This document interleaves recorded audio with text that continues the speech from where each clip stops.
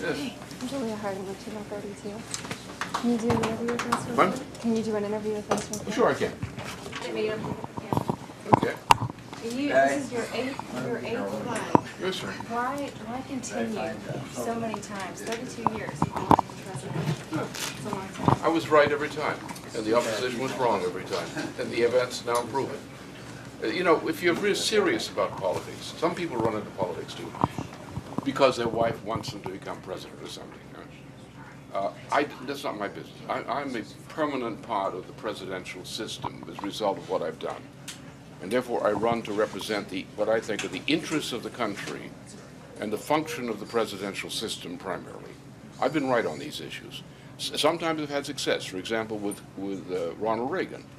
Among the things that I discussed with him and with his people when he was coming into office after he'd been elected was the question of what became known as the SDI.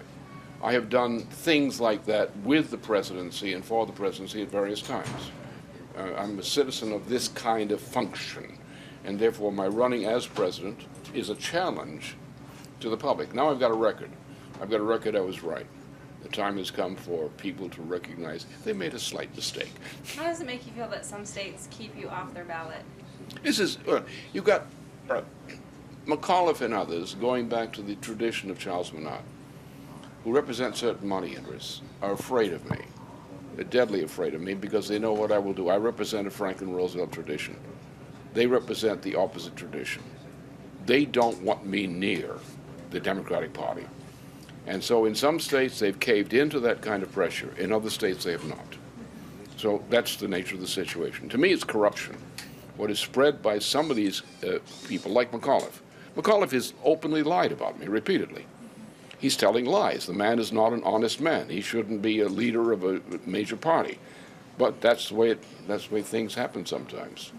So why continue to run when you couldn't carry it out if you did win? Oh, I could carry it out. Oh boy, I tell you. But you can't vote for yourself. It doesn't make a difference. It doesn't make any difference. We remember all of our leading people who founded this nation were felons in the eyes of the British monarchy. When you get political problems of that type, that's not an incapacity. That's an advantage. Particularly with a lower 80% of our population. You recall what you were saying with that last part again? Well, no, when you go through what I've gone through, and you've been framed up a couple of times by the federal government, you come out with distinction. That's a badge of honor. And people who understand know what this is all about. And it's all to my credit. It gives me more influence because people around the world know me.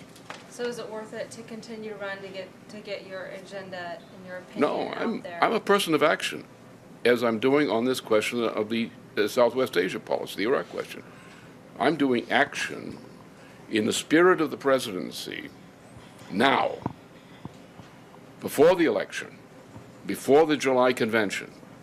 I'm pushing to have a peace settlement in Iraq now, and I might be able to pull it off. I'm not running for token gestures or anything. I don't fool around. I mean business. Thank you very much. Thank you. Appreciate it. Oh, here we are.